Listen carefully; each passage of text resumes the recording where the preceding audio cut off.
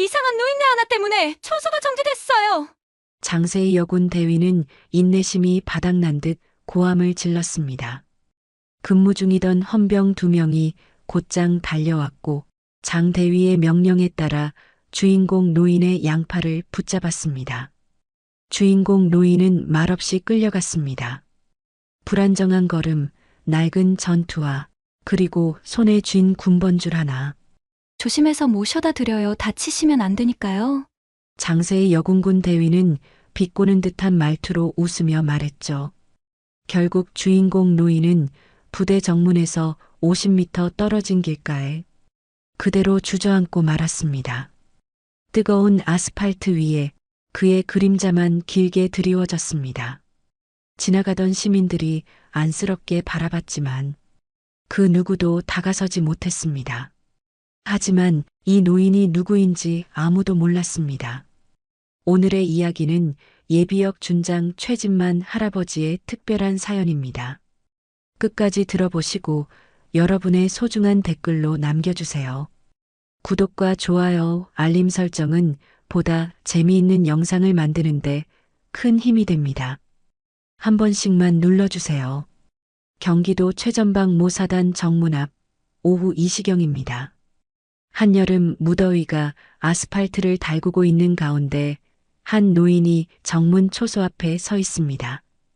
70대로 보이는 이 노인은 낡은 등산복을 입고 있었고 허리에는 전투화 끈이 느슨하게 묶여 있었습니다. 가장 눈에 띄는 것은 그의 손에 꼭 쥐어진 군번줄이었죠. 오래된 것 같아 보이지만 정성스럽게 관리된 흔적이 역력했습니다. 정문 근무를 서고 있던 장세희 대위는 이 노인을 보며 눈살을 찌푸렸습니다. 요즘 들어 이상한 민간인들이 부대에 찾아와서 소란을 피우는 일이 많았거든요. 특히 면회를 핑계로 부대 내부 정보를 캐내려는 사람들도 있어서 더욱 경계심이 높아진 상태였습니다. 어르신, 무슨 일로 오셨습니까? 장세의 대위가 다소 차갑게 물었습니다. 노인은 조심스럽게 입을 열었습니다. 제 손자가 이 부대에서 복무 중인데요. 며칠 전부터 연락이 끊어져서 걱정이 되어 직접 찾아왔습니다. 면회 신청을 했는데 계속 거부당해서요. 면회는 사전 신청이 필요합니다.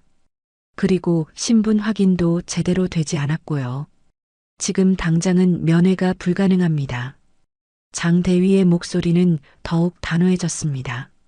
노인은 이해한다는 듯 고개를 끄덕이며 말했습니다. 그럼 제가 어떻게 해야 할까요? 정말 손자 얼굴만 한번 보고 가고 싶습니다. 며칠째 잠을 못 자고 있어요. 장세의 대위는 코웃음을 쳤습니다. 요즘 그런 식으로 거짓말하는 민간인들이 많아요. 여기는 아무나 들어올 수 있는 곳이 아닙니다. 보안이 얼마나 중요한 곳인지 아십니까? 노인의 얼굴에 실망감이 스쳤지만 여전히 차분한 목소리로 말했습니다. 저는 거짓말하지 않습니다. 그리고 이곳이 어떤 곳인지 누구보다 잘 알고 있어요. 그럼 더더욱 안 되죠. 알면서 왜 이런 식으로 오시는 겁니까? 장 대위는 점점 짜증이 나기 시작했습니다. 노인은 잠시 망설이다가 조용히 말했습니다. 저는 예비역 준장입니다. 최진만 준장이라고 합니다. 사실 이 부대를 제가 창설했습니다. 이 말을 들은 장세희 대위는 더욱 화가 났습니다. 지금 저에게 농담하고 계시는 겁니까? 그런 식으로 거짓말하시면 더욱 곤란해집니다. 장 대위는 노인이 손에 쥐고 있던 군번줄을 빼앗더니 땅에 떨어뜨렸습니다. 그리고는 발로 툭 차면서 말했습니다. 이런 걸 들고 다니면서 군인인 척하지 마세요. 여기서 당장 나가십시오.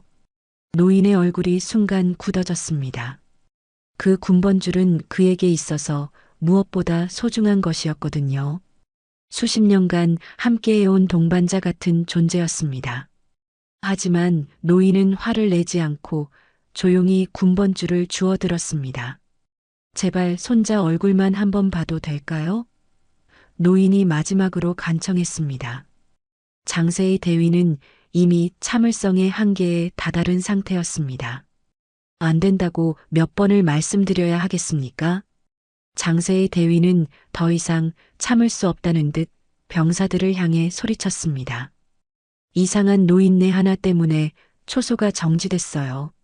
누가 좀 끌어내 주세요. 근처에서 근무 중이던 헌병 2명이 달려왔습니다.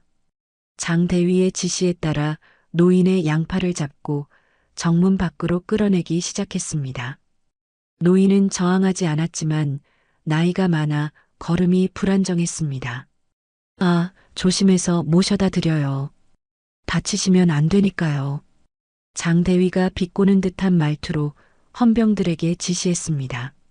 노인은 헌병들에 의해 부대 입구에서 약 50m 떨어진 길가까지 끌려나갔습니다.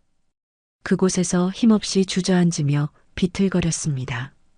손에 쥐고 있던 낡은 군번줄이 다시 땅에 굴러떨어졌고 발에 신고 있던 전투화 한 짝이 벗겨져 나뒹굴었습니다. 노인은 그 자리에 한동안 앉아 있으며 깊은 한숨을 내쉬었습니다. 뜨거운 아스팔트 위에 앉아 있는 모습이 너무나 초라해 보였습니다. 지나가던 몇몇 시민들이 안쓰러운 시선으로 바라봤지만 선뜻 다가가지는 못했습니다. 한편 정문 옆 CCTV 관제실에서 이 모든 상황을 지켜보던 일병 하나가 무언가 이상함을 느꼈습니다. 그 병사는 평소 군사사에 관심이 많아 여러 장군들의 이름을 외우고 있었거든요. 방금 전 노인이 말한 최진만이라는 이름이 어디선가 들어본 것 같았습니다. 일병은 급히 컴퓨터를 켜고 검색을 시작했습니다. 최진만 준장이라고 입력하자 놀라운 정보들이 쏟아져 나왔습니다. 특전사령관 출신, 707부대 창설 멤버, 미국 국방부 무훈장 수상자, 그리고 현 국방부 장관이 사관학교 시절 가장 존경했던 스승이기도 했습니다. 일병은 황급히 무전기를 들고 장세희 대위에게 연락했습니다. 대위님, 혹시 방금 그분이 최진만이라고 하셨습니까? 그래, 왜 그러는데? 장 대위가 귀찮다는 듯 대답했습니다. 대위님, 그분이 정말 최진만 준장님이신 것 같습니다. 지금 확인해 보니까. 뭔 소리야? 그냥 이상한 노인네잖아. 일병은 떨리는 목소리로 계속 말했습니다. 아닙니다, 대위님. 그분은 과거 특전사령관이셨고 707부대 창설 멤버이시며 미국 국방부 무훈장까지 받으신 분입니다. 그리고 현 국방부 장관의 사관학교 스승이세요. 장세의 대위의 얼굴이 순간 하얗게 변했습니다. 설마 정말 그럴 리가 없다는 생각과 동시에 만약 정말이라면 어떻게 해야 할지 막막했습니다. 확실해? 장 대위가 다시 물었습니다. 네, 사진까지 확인했는데 맞는 것 같습니다. 젊었을 때 사진이긴 하지만 얼굴이 똑같아요. 이 순간 장세희 대위는 온몸에 소름이 돋았습니다. 자신이 방금 전까지 함부로 대했던 그 노인이 정말 전설적인 군인이었다는 사실을 깨달았거든요. 특히 군번줄을 발로 찬 자신의 행동이 머릿속에서 계속 맴돌았습니다. 지금 어디 계세요? 장 대위가 급하게 물었습니다. 길가에 앉아 계십니다. 아직 거기서 안 가셨어요. 장세희 대위는 급히 정문을 나가 노인이 있는 곳으로 달려갔습니다. 노인은 여전히 그 자리에 앉아 있었고 벗겨진 전투화를 다시 신고 계셨습니다. 군번줄도 조심스럽게 먼지를 털어내며 다시 허리에 차고 있었습니다. 어르신, 장 대위가 조심스럽게 말을 걸었습니다. 노인은 고개를 들어 장 대위를 바라봤습니다. 화가 난 표정은 아니었지만 깊은 실망감이 눈에서 읽혔습니다. 장세의 대위가 노인에게 다가가려던 그 순간 부대 내부는 이미 난리가 나기 시작했습니다. CCTV실의 일병이 확인한 정보는 삽시간에 부대 전체로 퍼져나갔습니다. 선임 부사관들부터 시작해서 각 대대 간부들까지 모두가 최진만이라는 이름의 무게를 알고 있었거든요. 가장 먼저 움직인 것은 정보과장이었습니다. 급히 사단장실로 뛰어가서 상황을 보고했죠. 사단장님, 큰일 났습니다. 뭔 일이야, 그렇게 급하게? 사단장이 서류에서 고개를 들며 물었습니다. 정문에서 최진만 예비역 준장님을 우리 근무자가. 정보과장은 말을 잇지 못하고 있었습니다. 사단장의 표정이 순간 굳어졌습니다. 최진만? 그 최진만 준장 말이야? 네, 맞습니다. 면회를 요청했는데 정문에서 거절당하고 끌려나가셨다고 합니다. 사단장은 의자에서 벌떡 일어났습니다. 최진만 준장이 누구인지 모르는 고위 군인은 없었거든요. 특전사 출신으로 수많은 전설을 남긴 인물이자 현재 군 고위층들과도 깊은 인맥을 가진 분이었습니다. 지금 어디 계셔? 사단장이 다급하게 물었습니다. 부대 입구길가에 계신다고 합니다. 바로 그때 사단장실에 빨간 전화기가 울렸습니다. 국방부 직통 한라인이었죠. 사단장은 떨리는 손으로 수화기를 들었습니다. 여보세요? 사단장, 지금 당장 정문에서 도대체 무슨 일이 있었던 겁니까? 전화 너머로 들려오는 목소리는 국방부 장관 직속 보좌관이었습니다. 사단장은 식은땀을 흘리며 대답했습니다. 죄송합니다. 지금 상황을 파악 중입니다. 최진만 준장님께서 직접 장관님께 연락하셨습니다. 정문에서 무례한 대우를 받았다고 하시던데 이게 사실입니까? 그런 일이 있었던 것 같습니다. 즉시 조치하겠습니다. 조치? 지금 그런 차원의 문제가 아닙니다. 준장님이 왜 그곳을 찾으셨는지 아십니까? 사단장은 당황스러워하며 대답했습니다. 면회 때문인 것으로 알고 있습니다. 면회가 아닙니다. 내부 감찰 차원에서 비공식적으로 방문하신 겁니다. 그런 분을 정문에서 쫓아냈다고요? 이 말을 들은 사단장은 다리에 힘이 빠지는 것을 느꼈습니다. 단순한 면회가 아니라 내부 감찰이었다니 이보다 더 최악의 상황은 없었습니다. 한편 부대 밖에서는 또 다른 문제가 터지고 있었습니다. 지나가던 시민 한 명이 노인이 헌병들에게 끌려나가는 모습을 휴대폰으로 촬영했던 겁니다.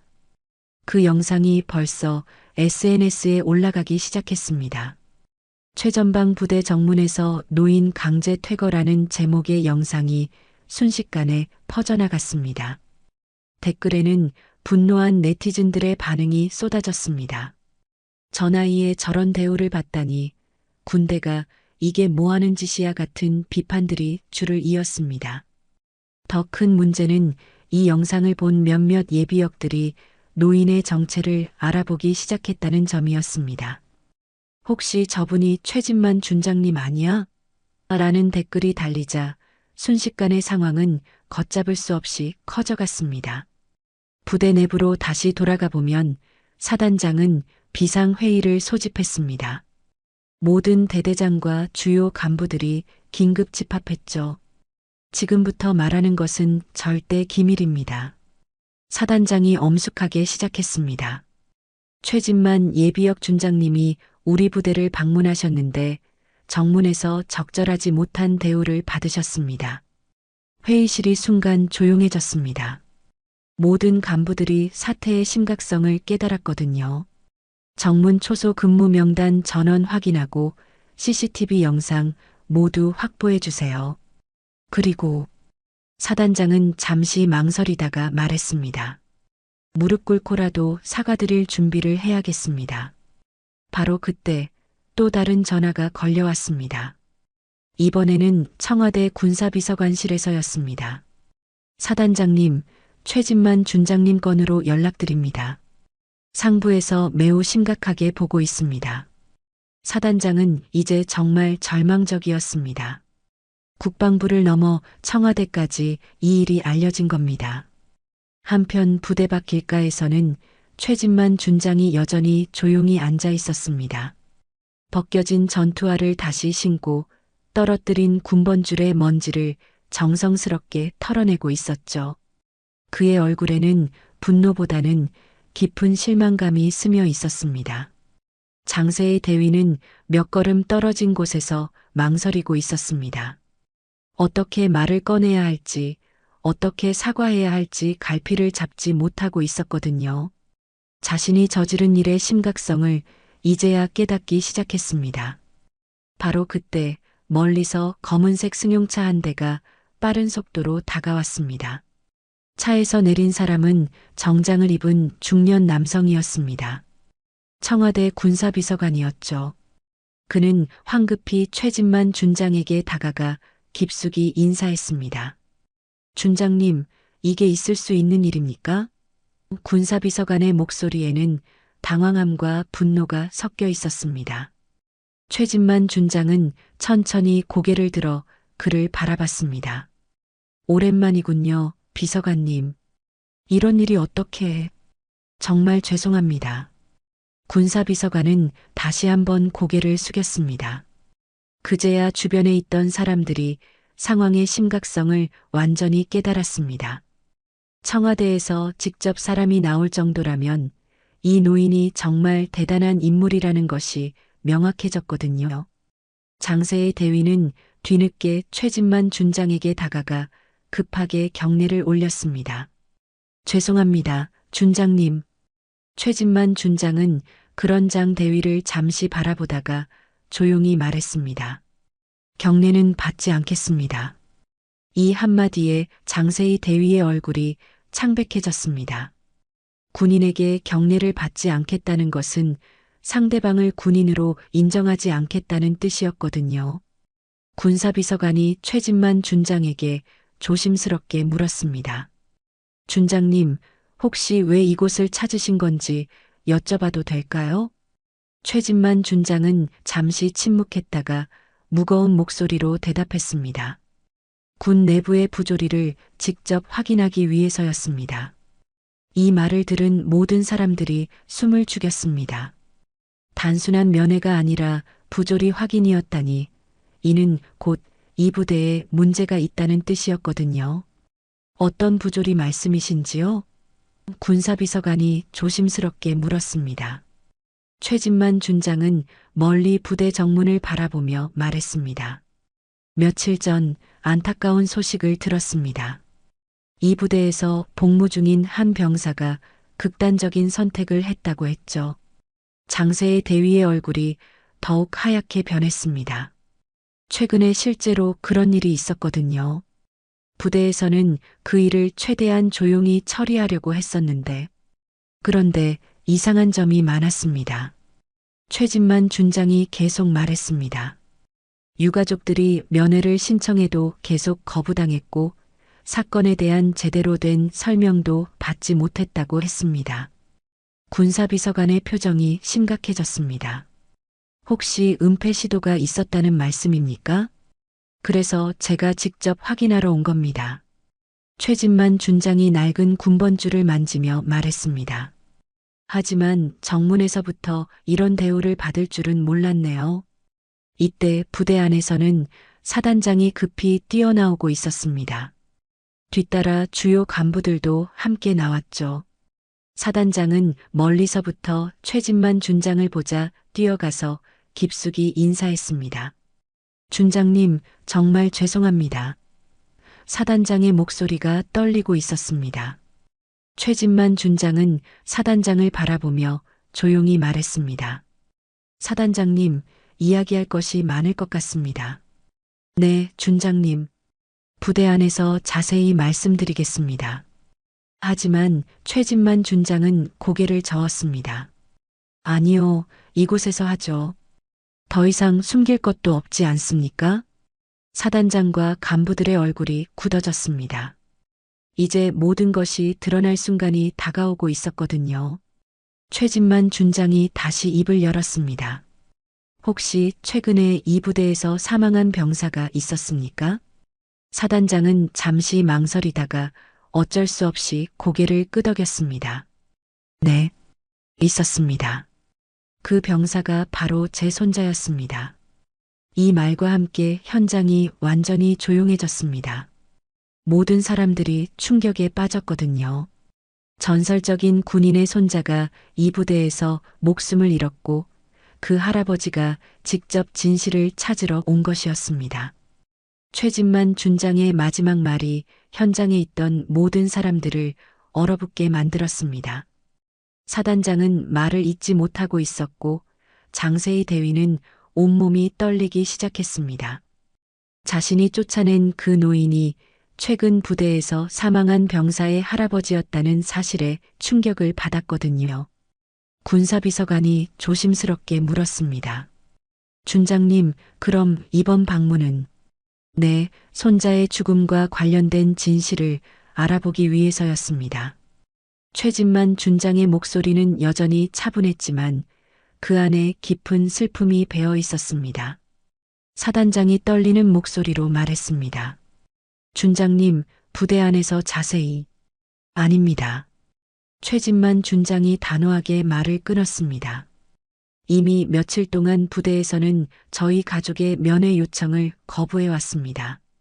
지금 와서 부대 안으로 들어가 봤자 진실을 들을 수 있을까요? 이 말에 사단장과 간부들은 아무 말도 하지 못했습니다. 실제로 부대에서는 이 사건을 조용히 처리하려고 했었거든요. 최진만 준장이 계속 말했습니다. 며칠 전 손자가 극단적인 선택을 했다는 전화를 받았습니다. 하지만 부대에서는 정확한 경위를 설명해 주지 않았어요. 단순히 개인적인 문제라고만 했죠. 군사비서관이 사단장을 날카롭게 바라봤습니다. 사단장, 이게 사실입니까? 사단장은 식은땀을 흘리며 대답했습니다. 조사 중이었습니다. 조사 중이었다고요? 최진만 준장의 목소리에 분노가 섞이기 시작했습니다. 그럼 왜 유가족의 면회를 거부했습니까? 왜 정확한 설명을 해주지 않았습니까? 장세희 대위는 이 순간 자신이 얼마나 큰 실수를 저질렀는지 깨닫고 있었습니다. 손자의 죽음을 확인하러 온 할아버지를 정문에서 쫓아낸 것이었거든요. 더욱이 그 할아버지가 전설적인 군인이었다는 사실까지. 최진만 준장이 다시 입을 열었습니다. 제가 직접 조사해 본 결과 이상한 점들이 많았습니다. 유서도 없었고 주변 동료들의 증언도 일관성이 없었어요. 그리고 가장 중요한 것은 모든 사람들이 숨을 죽이고 그의 다음 말을 기다렸습니다. 사건 당일에 CCTV 영상이 삭제되어 있었다는 점입니다. 이 말에 사단장의 얼굴이 창백해졌습니다. 실제로 부대에서는 사건과 관련된 영상들을 의도적으로 삭제했었거든요. 군사비서관이 강하게 추궁했습니다. CCTV가 삭제됐다고요? 왜 그런 일이 일어났습니까? 사단장은 더 이상 변명할 수 없는 상황에 몰렸습니다. 그것은 보안상의 이유로. 보안상의 이유? 최진만 준장이 냉소적으로 웃었습니다. 한 병사의 죽음이 보안과 무슨 상관이 있습니까? 이때 장세희 대위가 떨리는 목소리로 입을 열었습니다. 준장님, 저는. 최진만 준장이 장 대위를 바라봤습니다. 대위님은 이 사건에 대해 무엇을 알고 계십니까? 장세희 대위는 더 이상 숨길 수 없다는 걸 깨달았습니다. 저는 그날 첫 보고를 받았습니다. 첫 보고를 받았다고요? 네. 사건 발생 직후 현장에서 올라온 첫 보고를 제가 받았습니다. 장 대위의 목소리가 점점 작아졌습니다. 최진만 준장의 눈빛이 차가워졌습니다. 그럼 대위님은 제 손자가 어떻게 죽었는지 알고 계시는군요. 그건 정확히 말씀해 주세요. 제 손자에게 무슨 일이 있었습니까? 장세희 대위는 이제 완전히 궁지에 몰렸습니다. 실제로 그날 그녀가 받은 보고는 단순한 자살이 아니었거든요. 가혹행위와 관련된 정황들이 있었지만 부대에서는 이를 은폐하려고 했었습니다. 군사비서관이 엄중하게 말했습니다. 대위, 지금 당장 사실대로 말하십시오. 장세의 대위는 떨리는 목소리로 말하기 시작했습니다. 그날 병사는 선임들로부터 지속적인 가혹행위를 당하고 있었습니다. 그리고 며칠 전부터 도움을 요청했지만 제대로 처리되지 않았습니다. 이 말을 들은 최진만 준장의 주먹이 불끈 쥐어졌습니다. 손자가 도움을 요청했지만 아무도 도와주지 않았다는 것이었거든요. 누가 보고를 받았습니까? 최진만 준장이 다그쳤습니다. 저와 중대장님이. 그럼 왜 조치를 취하지 않았습니까? 장세의 대위는 더 이상 대답할 수 없었습니다. 부대의 체면과 평가를 위해 사건을 덮으려 했다는 사실을 어떻게 말할 수 있겠습니까? 최진만 준장이 마지막으로 물었습니다. 제 손자의 마지막 말이 무엇이었는지 아십니까? 장세의 대위는 최진만 준장의 마지막 질문에 대답하지 못하고 고개를 숙였습니다. 손자의 마지막 말을 아느냐는 질문에 어떻게 대답할 수 있겠습니까? 실제로는 유서 같은 것이 있었지만 부대에서는 그것마저 은폐하려 했었거든요. 최진만 준장이 다시 물었습니다. 대위님, 제가 묻는 것에 대답해 주세요. 준장님, 장 대위가 떨리는 목소리로 말했습니다. 실제로는 메모 같은 것이 있었습니다. 메모? 네. 하지만 그것은 개인적인 내용이라서 군사비서관이 강하게 개입했습니다. 개인적인 내용이라니요?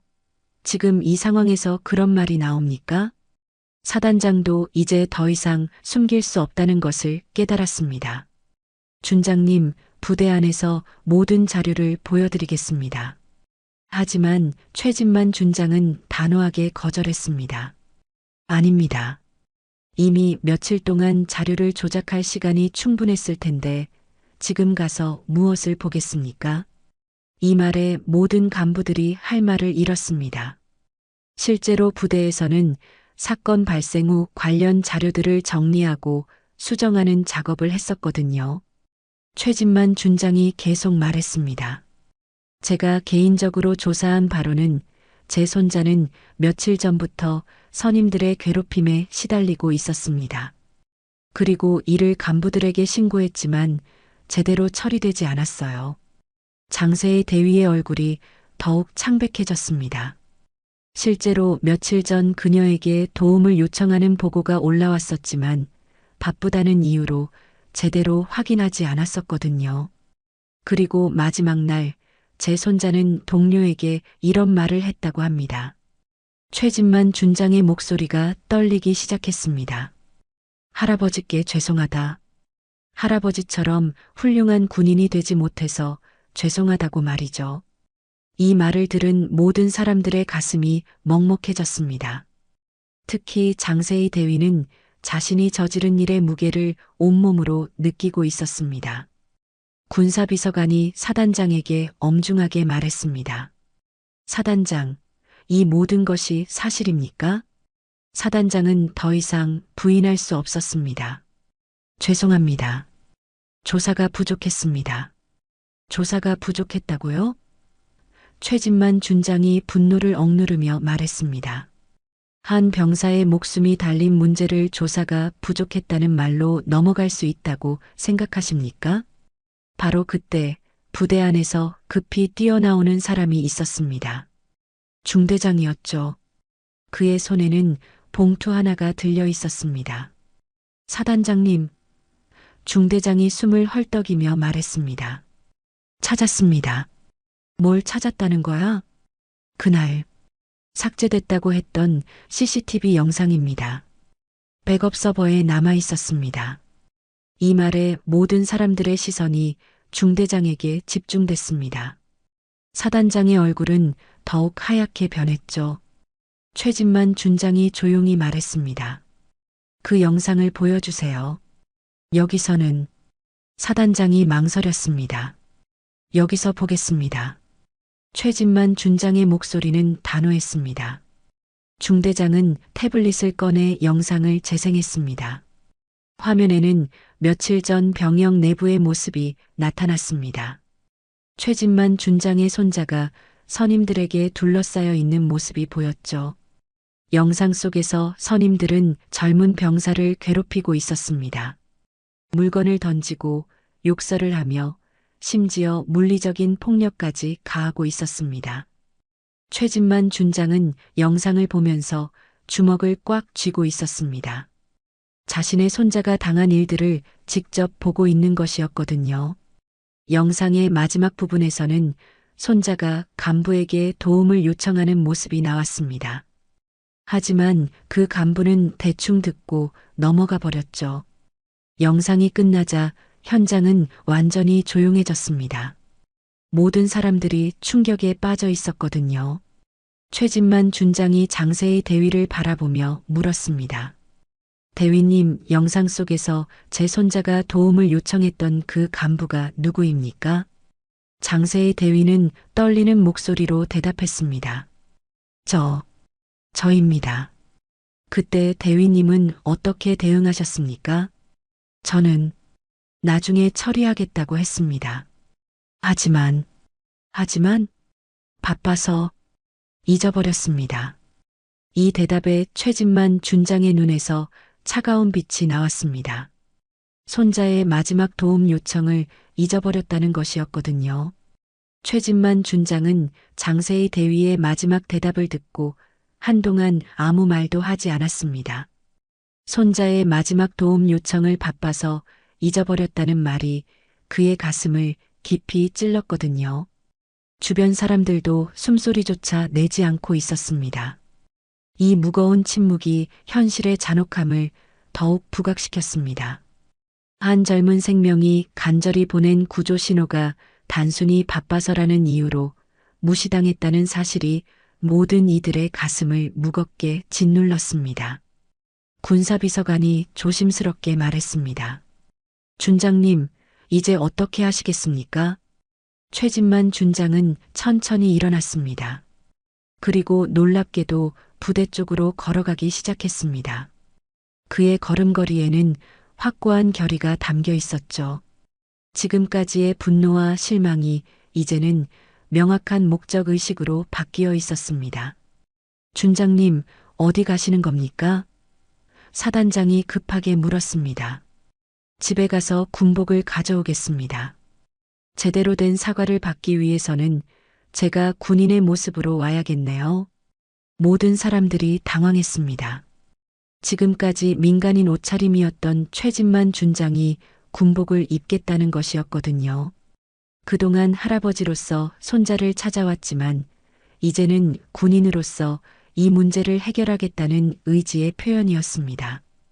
개인적인 슬픔을 넘어서 군 전체의 문제로 이 사안을 다루겠다는 뜻이기도 했습니다. 군사비서관이 만류했습니다. 준장님, 그럴 필요까지는 아닙니다. 최진만 준장이 단호하게 말했습니다. 제 손자는 군인으로 죽었습니다. 그럼 저도 군인으로서 이 일을 마무리해야겠죠. 개인적인 감정이 아니라 군인의 명예를 위해서 말입니다. 장세의 대위는 그 자리에 서서 최진만 준장의 모습을 바라보고 있었습니다. 자신이 얼마나 큰 실수를 저질렀는지, 그리고 그 실수가 어떤 결과를 낳았는지 이제야 완전히 깨닫고 있었거든요. 단순히 정문에서 노인을 내쫓은 것이 아니라 진실을 찾으려는 유가족의 마지막 희망마저 짓밟은 것이었습니다. 1시간 후 최진만 준장이 다시 나타났습니다. 이번에는 말끔한 정복을 입고 있었습니다.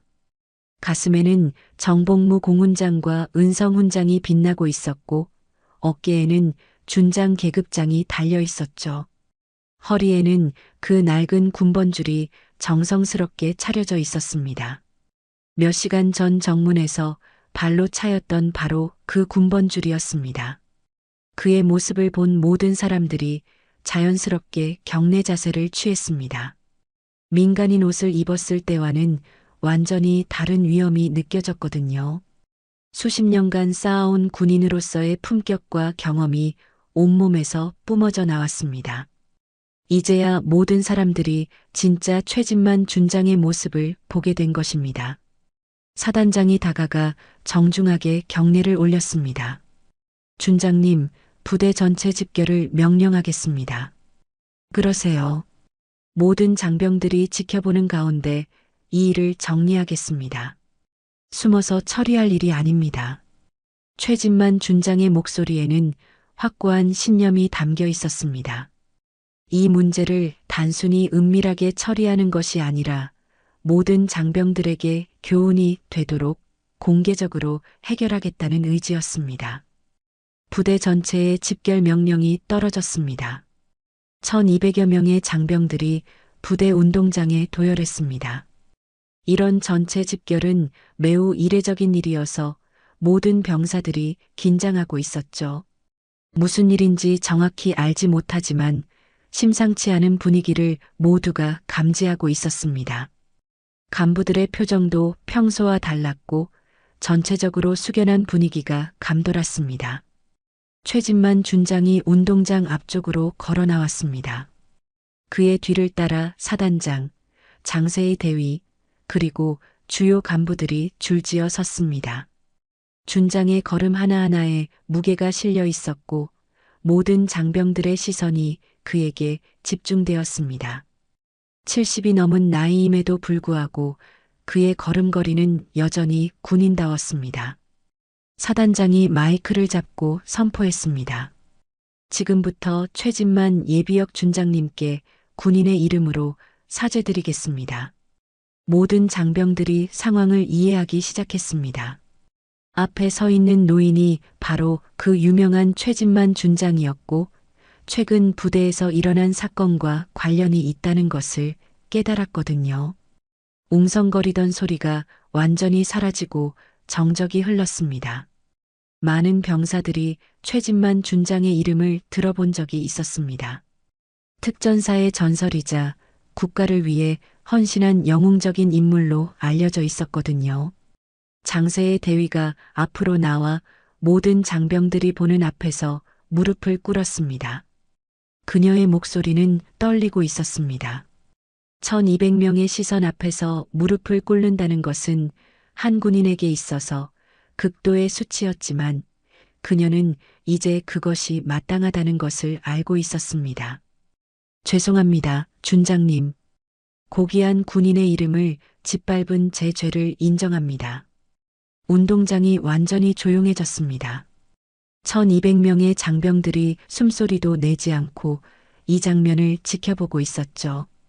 평소 위험 있던 장교가 무릎을 꿇고 사과하는 모습은 모든 이들에게 충격이었습니다. 특히 젊은 병사들에게는 군대 생활 중 가장 인상 깊은 순간 중 하나가 될 것이었습니다. 장세의 대위가 계속 말했습니다. 그날 정문에서 저는 사람을 보지 못하고 계급만 봤습니다. 준장님의 군번줄을 발로 차면서도 그것이 얼마나 소중한 것인지 몰랐습니다. 그녀의 목소리가 더욱 떨렸습니다. 그리고 더 큰 죄는 준장님의 손자가 도움을 요청했을 때 저는 그것을 무시했습니다. 바쁘다는 핑계로 한 생명의 외침을 외면했습니다. 운동장에 있던 많은 병사들의 눈에서 눈물이 흘러내리기 시작했습니다. 자신들과 같은 동료의 죽음이 이런 식으로 일어났다는 사실에 충격을 받았거든요. 특히 신병들은 자신들도 언제든 같은 상황에 처할 수 있다는 두려움을 느꼈습니다. 선임들의 괴롭힘을 당하면서도 도움을 요청할 곳이 없다면 과연 자신들은 어떻게 해야 할까 하는 절망감이 밀려왔습니다. 최진만 준장이 장세의 대위 앞으로 천천히 다가갔습니다. 그리고 조용하지만 명확한 목소리로 말했습니다. 고개를 드세요, 대위님. 장대위가 눈물을 흘리며 고개를 들었습니다. 그녀의 얼굴에는 후회와 자책이 가득했습니다. 몇 시간 전까지만 해도 자신이 옳다고 생각했던 모든 행동들이 얼마나 잘못된 것이었는지 이제야 깨닫고 있었거든요. 대위님은 이제 깨달았습니까? 군인이 무엇인지 말입니다. 네. 준장님. 장세의 대위의 목소리는 간신히 들릴 정도로 작았습니다. 군인은 계급으로 사람을 판단하는 자가 아닙니다. 부하의 생명을 지키는 것이 군인의 첫 번째 임무입니다. 최진만 준장의 목소리에는 수십 년간 쌓아온 경험과 철학이 담겨 있었습니다. 계급장은 권력을 상징하는 것이 아니라 책임을 의미하는 것입니다. 최진만 준장이 모든 장병들을 바라보며 큰 목소리로 말했습니다. 여러분, 제 손자는 여러분과 같은 젊은 군인이었습니다. 20살의 청년이었죠. 그 아이가 마지막에 무엇을 원했는지 아십니까? 운동장이 더욱 조용해졌습니다. 1200명의 장병들이 모두 숨을 죽이고 있었습니다. 그 아이는 할아버지처럼 훌륭한 군인이 되고 싶어 했습니다. 나라를 지키는 자랑스러운 군인이 되겠다고 했어요. 하지만 아무도 그 아이를 도와주지 않았습니다. 최진만 준장의 목소리에 감정이 섞이기 시작했습니다. 70년을 살아온 노인의 목소리였지만 그 안에는 손자를 잃은 할아버지의 깊은 슬픔이 배어 있었습니다. 군대는 강한 자가 약한 자를 괴롭히는 곳이 아닙니다. 서로를 지켜주는 곳이어야 합니다. 전쟁터에서 동료를 지키지 못하는 자가 어떻게 나라를 지킬 수 있겠습니까? 모든 장병들이 깊이 고개를 숙였습니다. 자신들도 비슷한 상황에서 동료를 제대로 도와주지 못했던 기억들이 떠올랐거든요. 선임의 괴롭힘을 당하는 동료를 보면서도 자신에게 피해가 올까봐 모른 척했던 순간들이 생각났습니다. 최진만 준장이 허리에서 군번줄을 풀어들었습니다. 몇 시간 전 정문에서 발로 차였던 바로 그 군번줄이었습니다. 하지만 이제 그것은 다시 빛나고 있었습니다. 이 군번줄을 보십시오. 최진만 준장이 군번줄을 높이 들었습니다. 이것은 50년 전 제가 군에 입대할 때부터 지금까지 제 곁에 있었습니다. 베트남 전쟁터에서도 특전사 훈련 중에도 위험한 작전 중에도 항상 함께했죠. 장병들이 모두 그 군번줄을 바라봤습니다. 낡았지만 정성스럽게 관리된 흔적이 역력했습니다. 하지만 이 군번줄이 가장 소중한 이유는 다른 곳에 있습니다. 이것은 제가 지켜야 할 사람들을 항상 기억하게 해주는 것입니다. 부하들을, 동료들을, 그리고 국민들을 지켜야 한다는 책임감을 말이죠. 최진만 준장이 정문 초소 쪽으로 걸어갔습니다. 모든 장병들이 그의 뒤를 따랐습니다. 그는 정문 앞에서 멈춰서서 거수경례 자세를 취했습니다. 충성! 최진만 준장의 외침이 부대 전체에 울려 퍼졌습니다. 장세의 대위가 눈물을 흘리며 따라 외쳤습니다. 충성! 그 외침에 부대 전 병력도 일제히 경례를 올리며 외쳤습니다. 충성! 1200명의 목소리가 하나가 되어 하늘로 치솟았습니다. 그 순간 모든 장병들은 진정한 군인이 무엇인지 깨닫고 있었습니다. 최진만 준장이 마지막으로 한마디를 남겼습니다. 진실을 외면한 순간 그 부대는 죽은 것입니다. 오늘부터 이 부대가 다시 살아나기를 바랍니다. 며칠 후 부대 정문 앞에는 새로운 기념비가 세워졌습니다. 최진만 장군, 이곳에서 다시 군인의 명예를 일깨우다라는 문구가 새겨져 있었습니다. 그리고 그 아래에는 최진만 준장의 군번줄이 영구히 봉인되어 있었습니다. 기념비 제막식 날 한 병사가 장세희 대위에게 물었습니다. 대위님, 그날 기억나시죠? 장세희는 고개를 끄덕이며 말했습니다. 그날 이후 나는 진짜 군인이 됐어. 계급장이 아니라 마음으로 말이야. 그녀는 이제 매일 아침 그 기념비 앞에서 경례를 올렸습니다. 그리고 부하들에게 항상 말했죠. 우리는 서로를 지키는 사람들이다. 그것이 진짜 군인이다. 최진만 준장은 그 후로도 가끔 부대를 방문했습니다. 하지만 이제는 정문에서 최고의 예우를 받았습니다. 그리고 매번 방문할 때마다 젊은 장병들에게 말해주었습니다. 여러분이 입고 있는 그 군복은 단순한 옷이 아닙니다. 그것은 책임입니다. 약한 자를 지키고 동료를 보호하며 진실을 수호하는 책임 말입니다. 부대는 완전히 달라졌습니다. 가혹행위는 사라졌고 부하들의 고민을 듣는 간부들이 늘어났습니다. 그리고 가장 중요한 것은 서로를 진정으로 배려하는 문화가 자리 잡았다는 것이었습니다. 진정한 군인은 계급이 아니라 사람을 지킬 줄 아는 자라는 교훈이 이 부대의 새로운 전통이 되었습니다.